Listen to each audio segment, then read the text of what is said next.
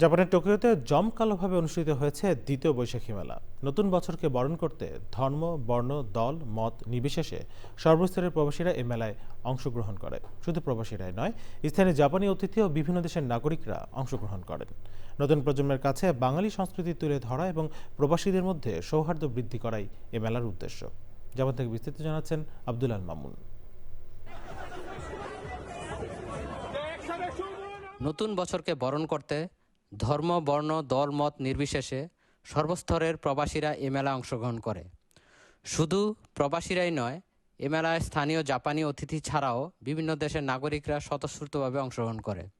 প্রাণের এই মেলাটি প্রবাসী বাঙালিদের মিলন মেলায় পরিণত হয়। বিভিন্ন নাচে গানে দিনভর মাতিয়ে তোলে জাপানে অবস্থিত বিভিন্ন কালচারাল সংগঠনের পাশাপাশি বাংলাদেশ থেকে আগত কণ্ঠশিল্পী আখি আলমগীর এবং আরিফিন রুমি। এছাড়াও জাপানে অবস্থিত স্বরলিপি কালচারাল একাডেমি এবং উত্তরণ বাংলাদেশ কালচারাল গ্রুপ সাংস্কৃতিক অনুষ্ঠান পরিবেশন করে। মেলায় উপস্থিত ব্যক্তিরা বাংলা খাবারের বাহারি স্টল সহ মনোমুগ্ধকর সাংস্কৃতিক অনুষ্ঠান উপভোগ করেন। আমরা সবাই মিলে এত সুন্দরভাবে আয়োজন করতে পারছি। সবাইকে শুভ নববর্ষ, আনন্দ উৎসবে শুভেচ্ছা।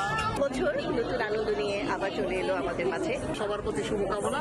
মেলায় বড়দের উন্মুক্ত অনুষ্ঠান, ছোটদের সাংস্কৃতিক অনুষ্ঠান, গান, নাচ, আবৃত্তি, অভিনয়, কৌতুক ইত্যাদি। জাপানে অবস্থিত বিভিন্ন ব্যবসা প্রতিষ্ঠান তাদের স্টলে নিজেদের পণ্য নিয়ে হাজির হয়।